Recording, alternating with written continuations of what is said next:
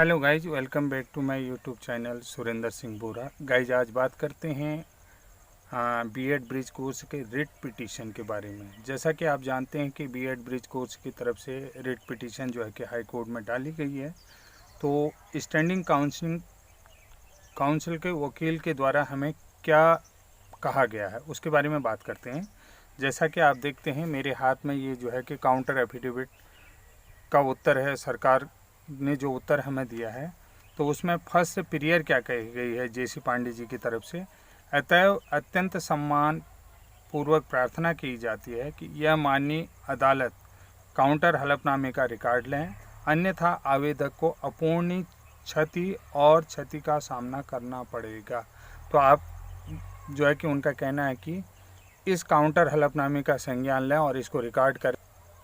उसके बाद जो है शिक्षा सचिव की तरफ से जेके प्राइमरी एजुकेशन के जो डायरेक्टर इंचार्ज हैं रामकृष्ण उनियाल जी ने इस हलफनामे में क्या कहा गया है। उन्होंने 86वें संशोधन के बाद अनुच्छेद 21A को शामिल करते हुए बच्चों के लिए मुफ्त एवं अनिवार्य शिक्षा का प्रावधान किया गया है, जो आयु समूह 6 से 14 वर्ष के लिए एक मौलिक अधिकार के रूप में केंद्र सरकार ने जो आरटी एक्ट जो प्रभावी हुआ तो उसके बारे में 1/4/2010 और जो कि कक्षा 1 से 8 तक शिक्षक पर नियुक्ति करता है।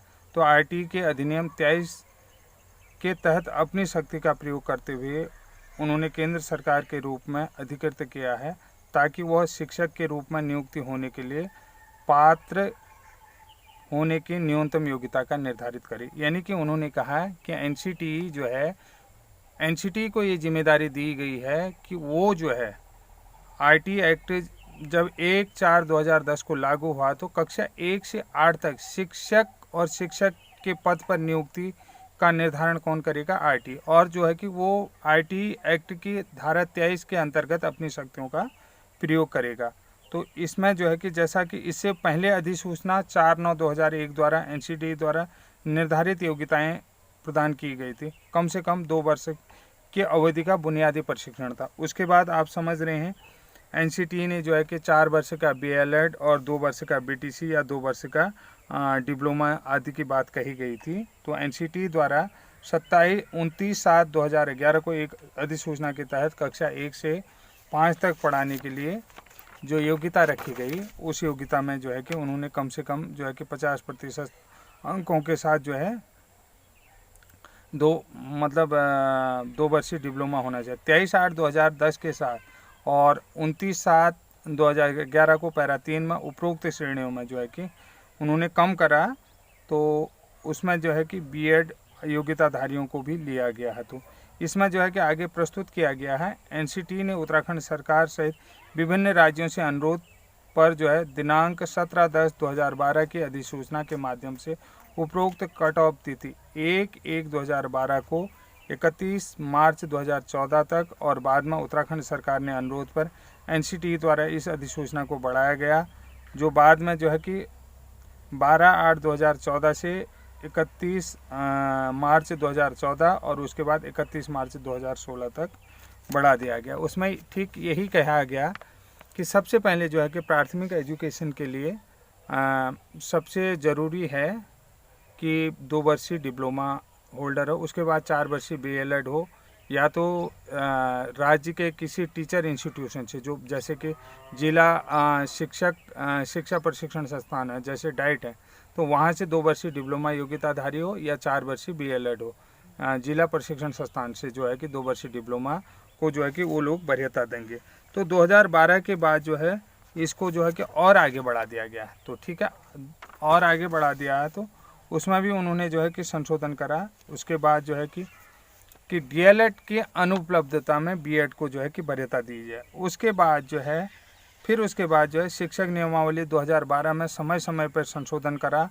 तो उसके बाद नियम 15 का उपनियम 3 का प्रावधान के अंतर्गत 2 वर्षीय डीएलएड का चयन तैयार किया गया। तो उसके बाद फिर समय समय पर जो योग्यताएं हैं वो संशोधित हुई, तो और निर्धारित ब्रेकअप बिंदुओं के अनुसार की गई। तो जैसा कि आप जानते हैं सरकार ने कैसे कैसे बढ़ाया, और उनका कहना है कि नियम 9 के तहत द्विवर्षीय डीएलएड के साथ प्रशिक्षित उम्मीदवार को प्रथम वरीयता दी जाएगी। उसके बाद 4 वर्षीय बीएलएड पाठ्यक्रम वाले को जो है कि वरीयता दी जाएगी। अगर ये दोनों उपलब्ध नहीं होंगे तो उसके बाद जो है सरकार बीएड वालों के बारे में कंसीडर करेगी। अब गाइज, जैसा कि आप देख रहे हैं, एनआईओएस डीएलएड को भी एंट्री मिल चुकी है।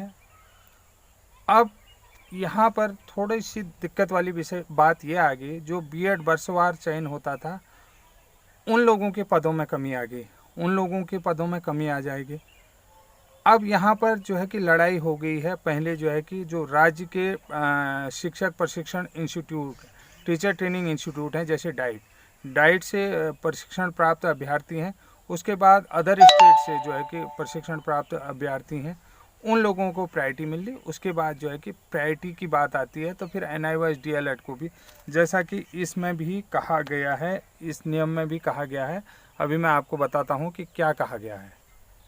अब देखिए यहाँ पर क्या कहा गया है, इस बात को भी आप सुन लीजिए।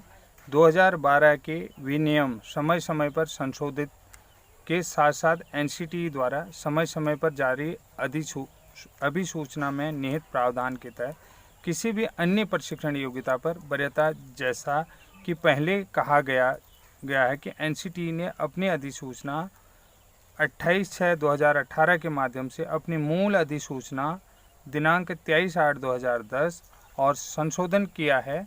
तो जैसा कि अधिसूचना में दिनांक 29/7/2011 द्वारा संशोधित किया गया है, जिसमें स्नातक और प्रारंभिक शिक्षा में 2 साल का डिप्लोमा चाहे किसी भी नाम से हो वाले उम्मीदवार, यानी किसी भी नाम से जाना जाए तो उसने 2 वर्षीय डिप्लोमा हो तो और टीईटी पास होना चाहिए, कक्षा 1 से 5 के लिए, मतलब शिक्षक के पद में नियुक्ति पाने के लिए पात्र बनाया गया है।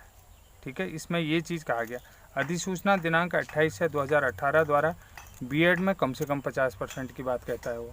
तो अब यहाँ पर एक सबसे बड़ी बात ये है कि जैसा कि मैंने आपको कहा है कि अधिसूचना में ये कहा गया कि जो प्रारंभिक शिक्षा में 2 वर्षीय डिप्लोमा हो वो चाहे किसी भी नाम पे हो, चाहे वो एनआईओएस से हो या किसी भी नाम से होता है, ये काउंटर एफिडेविट में मुझे कहा गया है। यहाँ पर आप देख रहे हैं, ये काउंटर एफिडेविट में साफ लिखा हुआ है, ये सरकार का जवाब है। तो इसी नियम के तहत एनआईओएस डीएलएड वालों का भी हक बनता है।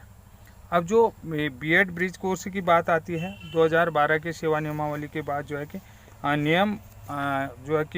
नियम 15 के उपनियम 6 के तहत प्रावधान 14/2018 को संशोधन में जोड़ा गया है कि यानी कि बीएड वाले कैंडिडेट के लिए कोई क्राइटेरिया नहीं रखा गया है। तो उत्तराखंड सरकार प्रारंभिक शिक्षक सेवा नियमावली 2012 के तहत, जैसा कि शिक्षकों के लिए जो है कि बीएड कैंडिडेट के लिए कोई प्रावधान उन्होंने नहीं रखा है, तो फिर भी एक बात मैं यहाँ पर स्पष्ट कहना चाहता हूँ कि जब हम लोग ऑलरेडी 6 मंथ का ब्रिज कोर्स कर चुके हैं और सरकार भी इस बात को मानती है कि हम लोग कक्षा 1 से 5 तक पढ़ाने के लिए उसी तरह एलिजिबल है जैसे कि राज्य के शिक्षक प्रशिक्षण संस्थान हैं, जैसे कि राज्य के डाइट से प्रशिक्षित उम्मीदवार हैं, उनके समकक्ष ही हम लोग हैं। ये बात मैं आपसे कह रहा हूँ और इस हलफनामे में भी यही कहा गया है। बाकी कुछ अन्य विशेष नहीं कहा गया है। उन्होंने रिकॉर्डिंग के लिए कोर्ट को कहा गया है, यहाँ पर रिकॉर्डिंग के लिए कहा गया, और उपनियम 6/15 की बात करी है, नियम 9A के तहत जो वरीयता मिली उसको ली गई। बाकी सारी चीज़ें कोर्ट के रिकॉर्ड के लिए रखी गई हैं। ये स्टैंप आप देख सकते हैं, यहाँ पर ये कोर्ट की ये जो है कि स्टैंप है। तो ये ही इस नियम में जो मैं बात कर रहा था कि एनआईओएस डीएलएड वालों को कैसे वरीयता मिली, ये सरकार के ऑर्डर में है कि वो 2 वर्षीय डिप्लोमा होना चाहिए प्रारंभिक शिक्षा के लिए, और वो चाहे किसी भी नाम से हो, कैसे ही भी हो, 2 वर्षीय डिप्लोमा होना चाहिए। अब बात आती है बीएड ब्रिज कोर्स की। तो राज्य के प्रशिक्षण संस्थान, जैसे जो राज्य के टीचर प्रशिक्षण संस्थान डाइट हैं, तो डाइट डीएलएड के समकक्ष हमको माना जाए तो वो कैसे माना जाए, तो हमको भी जो है कि एनसीटीई ने जो है कि आरटीई के मानकों के अनुसार ही 6 महीने का प्रशिक्षण दिया है। 6 महीने का प्रशिक्षण हमें जो है कि ऑलरेडी आपने एक चीज़ पढ़ा है कि आरटीई की धारा 23 के उपनियम N के तहत जो है कि कक्षा 1 से 8 तक जो है पढ़ाने के लिए जो टीचर की नियुक्ति की जिम्मेदारी किसको दी गई है, वो NCTE को दी गई है। अब बीएड वाले जो हैं कि 6 से 8 तक पढ़ाने के लिए एलिजिबल है, यानी कि कहीं न कहीं वो RT के नियमों का पालन करते हैं, RT के नियमों का पालन करते हैं, यानी कि जो 23 के तहत अपनी शक्तियों का प्रयोग करते हैं। इसका मतलब है जो 6 से 8 तक आते हैं हमारे राज्य में उच्च प्राथमिक विद्यालय कहलाते हैं, और जो 1 से 5 तक हैं वो निम्न प्राथमिक यानी कि राजकीय प्राथमिक विद्यालय कहलाते हैं। 6 से 8 तक उच्च प्राथमिक। तो कहीं न कहीं हमें जो है कि RT के मानकों के अंदर तो रखा गया, लेकिन फिर उसके बाद RT के मानकों के अंतर्गत बीएड वालों को रखा गया। तो सरकार ने कहा 6 से 8 तक पढ़ाने के लिए तो ये लोग ऑलरेडी एलिजिबल हैं, 1 से 5 तक पढ़ाने के लिए भी इनको एलिजिबल बनाओ, तो इनको 6 महीने का ब्रिज कोर्स करना पड़ेगा, जिसके लिए मैं आप पहले भी पढ़ा चुका हूँ कि जो शासनादेश आया है वो एक ही दिन 22/9/2000 यानी कि 22 सितंबर को जो है कि आया। तो 22 सितंबर की जो बात करिए 2017 में आया, तो उसी दिन 2017 में सितंबर या अगस्त के महीने में आया है, मुझे कंफर्म नहीं है। तो लगभग 23 अगस्त 2017 को ही संसद के द्वारा पारित अधिनियम है, उसी नियम के तहत हमने जो है कि 6 मंथ का ब्रिज कोर्स, क्योंकि NIOS ने जो प्रशिक्षण हमको कराया है, NIOS जो हमारा प्रशिक्षण संस्थान है 6 महीने का ब्रिज कोर्स है, तो NCTE ने एक जो दिशा निर्देशन जारी किया, जो सचिव शिक्षा मंत्रालय भारत सरकार की तरफ से एक जो मानक बनाया गया कि जो 6 महीने का ब्रिज कोर्स करेगा उसके लिए क्राइटेरिया है बीएड। तो और दूसरी बात बता दूं कि हमारा जो 6 महीने का ब्रिज कोर्स है वो कहीं से भी कहीं तक अनवैलिड नहीं है, वो वैलिड है। उसके लिए देखिए उसके लिए क्या करना है, सबसे बड़ी बात बता दूं कि वो जो है कि भारत सरकार शिक्षा मंत्रालय का अपना प्रोडक्ट है।